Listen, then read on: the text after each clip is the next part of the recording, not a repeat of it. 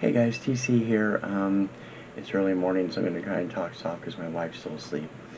And I'm trying to recover. I'm still in a lot of pain from my neck. I've had neck problems the entire holiday weekend. But Ron Haggerty started a thread a few days ago about guilty pleasures, and I went to watch it this morning and it disappeared.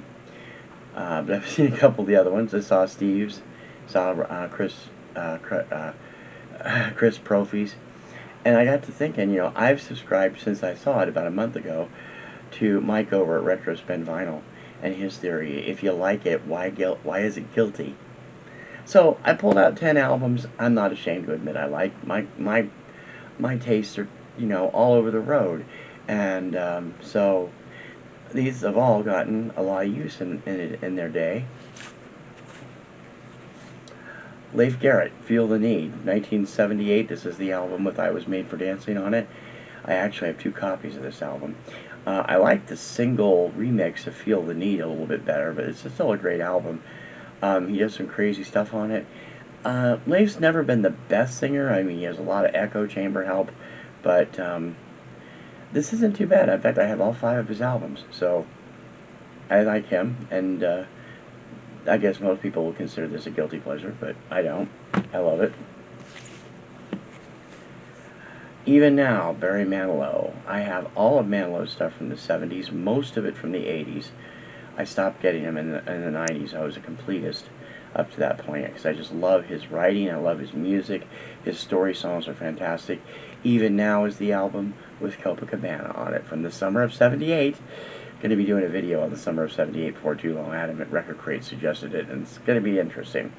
Also has Somewhere in the Night and Even Now on it. I've always loved Barry. Barry's a terrific singer. I don't care that people don't like him. I don't care that some people consider him to be schlock, the same way I consider people like Tony Bennett to be schlock. But I adore him, and this is a great album all the way through. Love My Disco. Lip Sync, Mouth to Mouth. This is the album with the album version of Funky Town.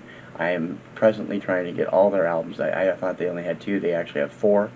I have 1 more to get. Can't wait to listen to the other 2 when I get my turntable set up again.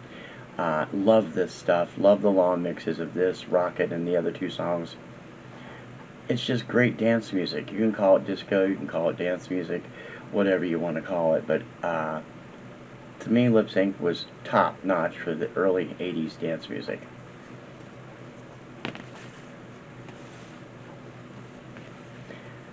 Captain and Tennille. This is their 3rd album, Come In From the Rain. I have most of their stuff. They had one, I think they had one fan club only album that I never got a hold of. This is the 3rd album, Come In From the Rain. It came out during their television show days. It was the only album without a major hit on it.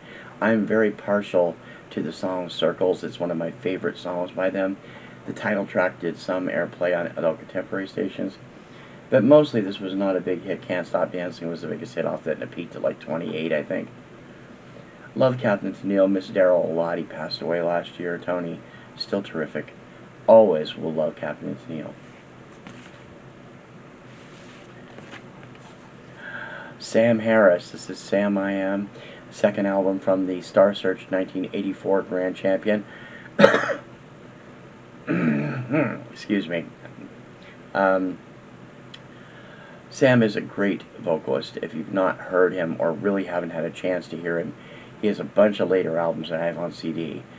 This album has a lot of my favorite songs by him on it, including I Do It All Again and Forever For You, which were both big hits on the Kirkham Report charts when they were out in the 86, 87, I think.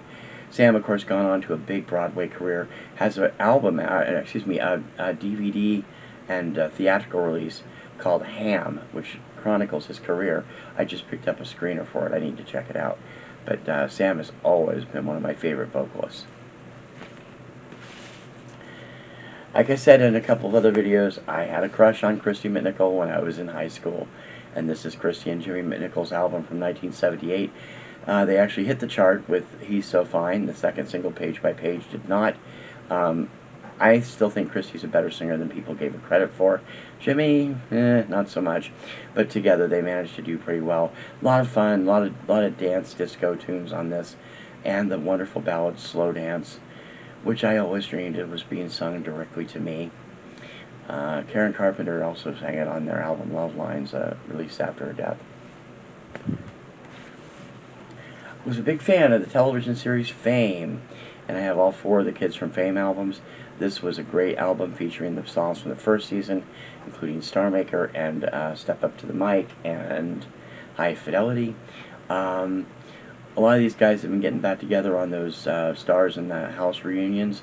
I was so thrilled to see them all still buddies, still checking in with each other. Terrific music for a terrific show. Talked about these guys before, briefly. Menudo. I'm a big fan from their stuff from the 80s. I have stuff in both English and Spanish by them. All of their RCA International albums. And Sons of Rock, which I think is on... it's a smaller label, I forget which. They changed members so many times, I think I saw 12 different members over the course of the albums I've bought. This was the album that they did their debut English language stuff on. Includes the theme from Cannonball Run 2, Like a Cannonball. Also the singles with it When You're Not Here and Motorcycle Dreamer. This was out during the time they were doing the Menudo on ABC songs. They never caught on with English language audiences. It's a shame because they were pretty talented. This is before Ricky Martin joined the group. You can't go wrong with Dolly. I'm a big Dolly Parton fan. I have a number of her albums. Heartbreaker is one of my favorites. As Heartbreaker, and I really got the feeling on it. And I think Baby I'm Burning's on here too, right? Yeah, Baby I'm Burning's on here too. She's a terrific performer and just a great person. She's been at the forefront of COVID stuff.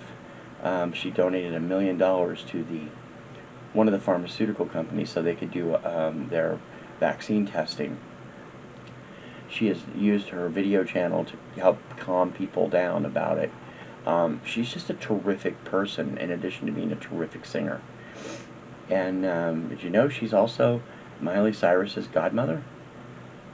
Dolly Parton. And finally, Jack Wagner. Laugh if you want. Jack Wagner is one of my favorite performers from the 80s. His albums are very much overlooked. This is his 3rd album, Weatherman Says. Don't Give Up Your Day Job. Weatherman Says and Island Fever were the singles.